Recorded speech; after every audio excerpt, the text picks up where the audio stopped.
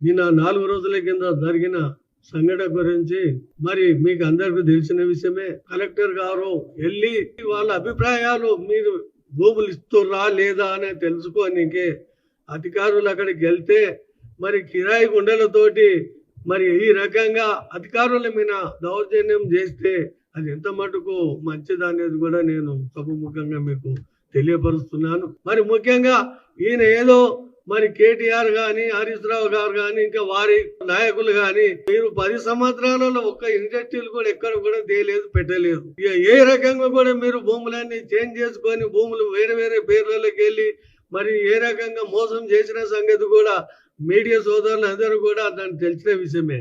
తెలంగాణలో రేవంత్ రెడ్డి గారు మరి ఎంతో అభివృద్ధి చేయాలి, నిరుద్యోగం దూరం చేయాలి అనే ఉద్దేశంతో తెలంగాణలో ఏ కాన్స్టిట్యూన్సీ అయినా సరే కాన్స్టిట్యూన్సీలలో ఇండస్ట్రీలు తెస్తే అక్కడ ఉన్న జనాలకు మరి ఉపాధి వస్తుందనే ఉద్దేశంతో చట్ట ప్రకారంగా భూములు ఖరీదు చేసి వాళ్ళకు న్యాయమైన మరి ఆ భూములకు రేట్ల అందించేసి మనం అక్కడ పర్మనెంట్ చేయాలనే ఉద్దేశంతో అధికారులను పంపిన సంగతి మనందరూ తెలిసిన విషయమే.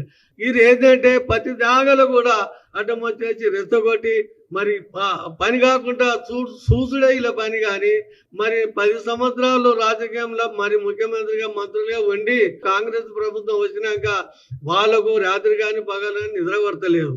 మరి వాళ్ళకి ఏమంది అంటే ఎప్పుడు వాళ్ళు దిగుతారో ఎప్పుడు మనం ఆ సీట్ మీద కూర్చోననే లెక్కనే వాళ్ళు ఉన్నారు. కాబట్టి వాళ్ళకు మరి ఒంటె పెదుగులకు నక్క ఆశపడ్డట్టు ఆ ఒంటె పెదుగులు ఊడేది లేదు, నక్క తినేది లేదు.